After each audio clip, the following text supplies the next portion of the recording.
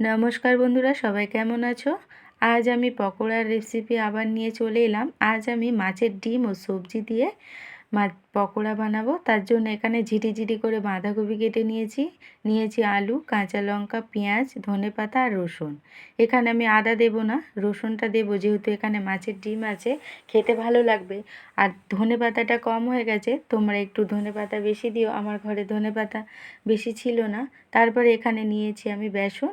এখন মাছের ডিমের মধ্যে আমি একে একে সব সবজি দিয়ে মাখিয়ে নেব। তো প্রথমে আমি এখানে বাঁধাকপিটা অ্যাড করলাম, তারপরে দিয়ে দিয়েছি আলু, তারপরে দিয়ে দেব আমি এখানে পেঁয়াজ, কাঁচা লঙ্কা, রসুন, ধনেপাতা।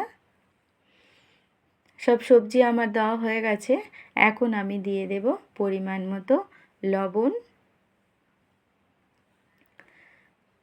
তারপরে আমি এখানে দিয়েছি হাফ চামচ হলুদ গুঁড়ো। তারপরে দিয়ে দেব এখানে আমি ধনিয়া গুঁড়ো 1 চামচ দেব, আর দিয়ে দেব কিছুটা এখানে চাট মশলা। তো চাট মশলা দিলে পকোড়াগুলো টেস্টি হয় খুব সুন্দর, তার জন্য এখানে আমি কিছুটা চাট মশলা দিলাম। তারপর এখানে অল্প চিলি ফ্লেক্স দিলাম। পকোড়াগুলো একটু ঝাল ঝাল করব, তার জন্য আমি লঙ্কাটা একটু বেশি দিলাম। তোমরা চাইলে দিতে পারো, না দিতে পারো। তারপর এখানে আমি 3 চামচ বেসন দিয়ে এখন সুন্দর হাতের সাহায্যে আমি মেখে নেব।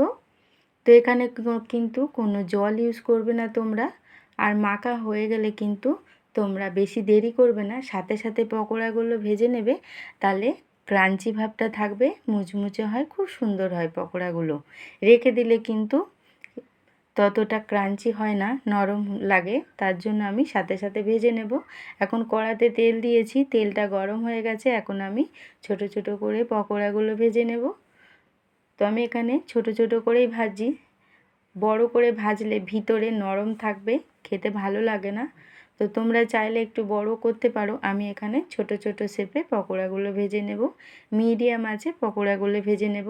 বন্ধুরা, আমার এই ভিডিওটা যদি তোমাদের একটুও ভালো লাগে, তাহলে ফেসবুকের বন্ধুরা আমাকে ফলো করে দিও, আর ইউটিউবের বন্ধুরা সাবস্ক্রাইব ও লাইক করে আমার পাশে থেকো।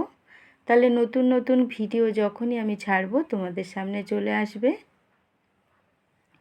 তো মিডিয়াম আছে এটা কিন্তু আমি ভেজে নেব, জোরে আঁচ দেব না, তাহলে ভিতরে কিন্তু কাঁচা থাকবে, উপরে পুড়ে যাবে, খেতে ভালো লাগে না, মুচমুচেও হয় না।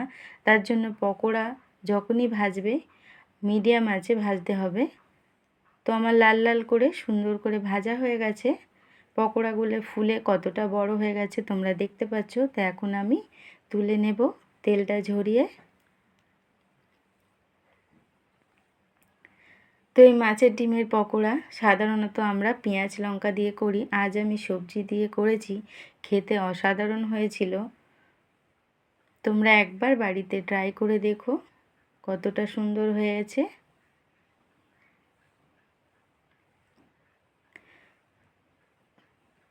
তো আমি পরপর পকোড়াগুলো এখন ভেজে নেব।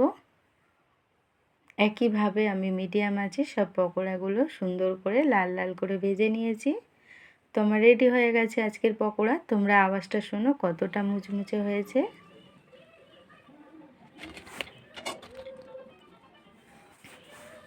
মুচমুচে হয়েছে, ক্রাঞ্চি হয়েছে। আমার এই ভিডিওটা যদি ভালো লাগে পাশে থেকো ভালোবেসে বন্ধুরা। টাটা বন্ধুরা, আবারও আসবো আমি একটা নতুন ভিডিও নিয়ে। টাটা।